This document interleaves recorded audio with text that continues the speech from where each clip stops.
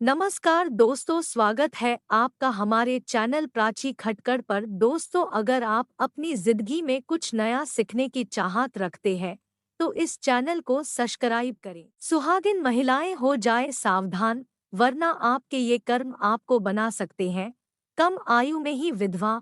हिंदू परंपराओं के अनुसार स्त्री विधवा होना किसी अभिशाप से कम नहीं होता है। समाज से पीड़ित ऐसी स्त्री के मन में कष्ट तो जरूर आता ही होगा कि आखिर मेरे साथ ही ऐसा क्यों हुआ, मुझसे ऐसी कौन सी गलती हो गई। तो आइए जानते हैं हिंदू धर्म के अनुसार कुछ ऐसे कर्मों के बारे में जिनके कारण औरतों को वैधव्य भुगतना पड़ता है।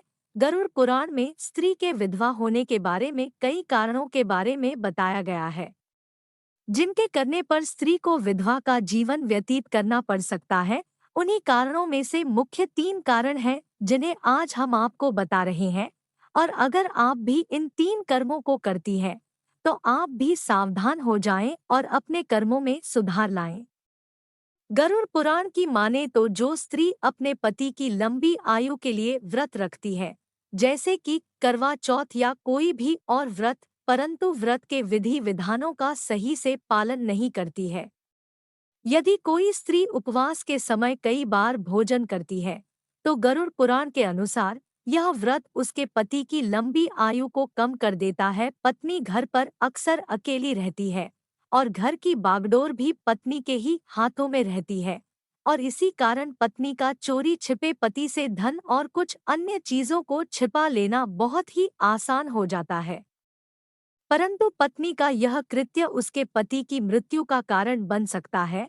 दूसरा कारण यह है कि अगर कोई स्त्री जरूरत से ज्यादा झूठ बोलती है, बात बात पर झगड़ा करती है और अपने पति की कोई भी बात नहीं मानती है तथा बात बात पर अपने पति की झूठी कस्में खाती रहती है, तो ऐसी स्त्री के पति की आयु भी कम हो जाती है। अगर कोई स्त्री प्रतिदिन अपने पति से झगड़ा करती है और अपशब्दों का इस्तेमाल करती है, पति के लिए अपशब्दों का इस्तेमाल करने को बहुत ही बड़ा पाप माना गया है। इस कृत्य का परिणाम पति की अकाल मृत्यु का कारण बनता है और ऐसी महिलाओं के पति की अकाल मृत्यु हो भी सकती है।